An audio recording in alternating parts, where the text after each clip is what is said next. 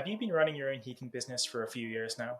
What kind of good habits could you develop to make things a little bit easier for yourself and get ahead of your competition? Well, here's a few to get you started. Behind every successful business are happy customers. Remember to be friendly and communicative, send out your quotes, invoices, and other paperwork really quickly, and even just do simple things like sweeping up after you've finished your work.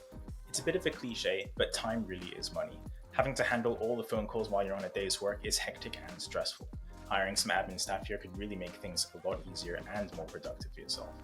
It's tempting to want to forget about tax right up until the deadline, but this only makes things worse in the long run.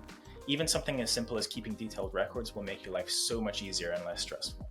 Customers are really forgetful.